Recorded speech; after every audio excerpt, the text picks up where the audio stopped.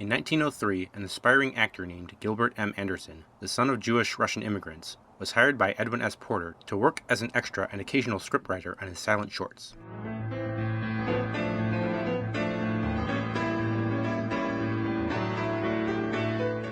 After appearing in The Great Train Robbery, he decided to pursue work as a producer and director on his own.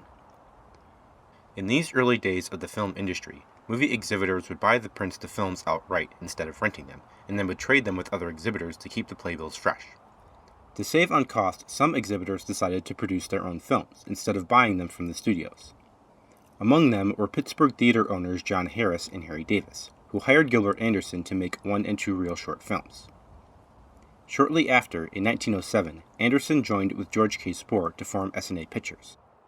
After purchasing the rights to the Bronco Billy character for $50 from writer Peter B. Kine of the Saturday Evening Post, Anderson relocated to Southern California in order to shoot his films in a more authentic-looking location.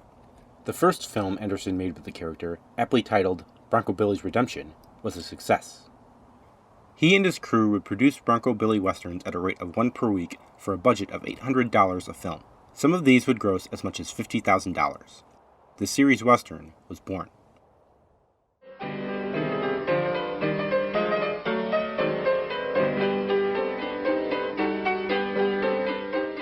Between 1908 and 1915, Anderson produced 375 short western films. As played by Anderson, Bronco Billy was the archetype of the good bad man, someone with a checkered past who would, invariably, be redeemed or vindicated by the end of the picture.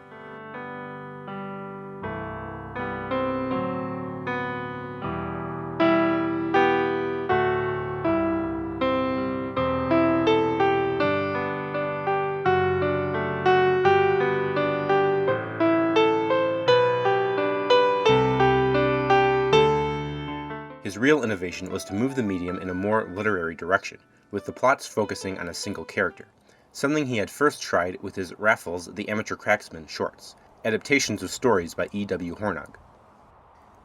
By the time Anderson had formed S&A, the newly formed Motion Picture Patents Company, or MPPC, had put an end to the old model of film distribution. The Bronco Billy westerns were distributed, as most films would be for a long time, on the state's rights market. In this system, a certain theater or theater chain would rent the films to exhibit in their region for a specified period of time, and then would exchange the prints with the studio for new titles. This model quickly became the standard for the silent era, outlasting the MPPC, and remained so until the rise of the studio system in the late 1920s. Ultimately, what put an end to Anderson's success was a dispute with Spoor. The short, 1 and 2 reel films he had been making were going out of style, and Anderson pushed Spoor to finance a 5-reel Bronco Billy picture.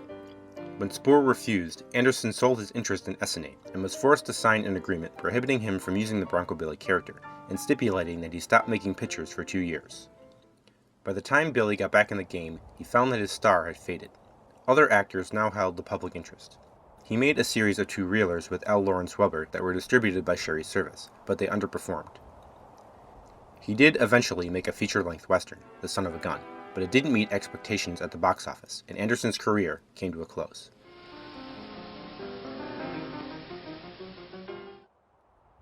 Back when Anderson was at the height of his success at S&A, producer Thomas H. Ince was building his great studio, Inceville, on the location of the Miller Brothers 101 Ranch. After completing his studio, Ince immediately set out producing westerns. In 1915, he hired a stage actor named William S. Hart to star in a series of 2-reelers.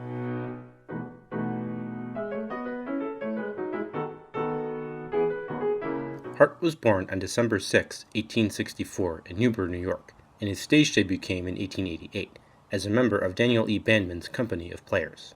Hart had long been fascinated by the Old West. An avid collector, he at one time acquired Billy the Kid's pistol, or so Hart believed.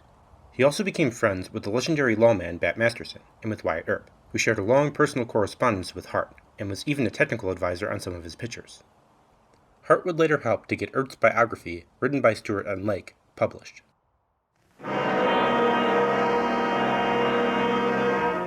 Hart made the transition into feature-length pictures rather smoothly. By 1916, exhibitors had voted him the biggest money-making star in the United States. Hart would star in dozens of movies for Ince alongside his beloved Pinto, Fritz, who eventually received equal billing with Hart. Hart's westerns were stark, moralistic, and filled with melodrama.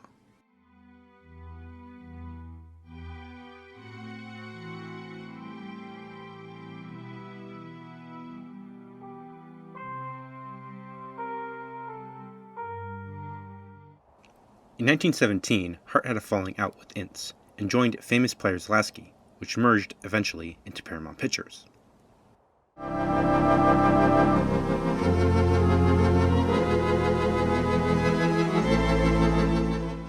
By the 1920s, Hart's style of westerns were falling out of fashion. His austere moralizing had lost its appeal in the midst of the Roaring Twenties. In addition to this, he was also suffering financially from a paternity suit which had been filed against him. When Paramount did not renew Hart's contract, he set out to finance and produce his own western, Tumbleweeds, which was independently released through United Artists. Tumbleweeds did only modest business at the box office, and Hart sued United Artists for failing to promote his film. These legal proceedings would drag on for many years, but Hart's career as an actor was over.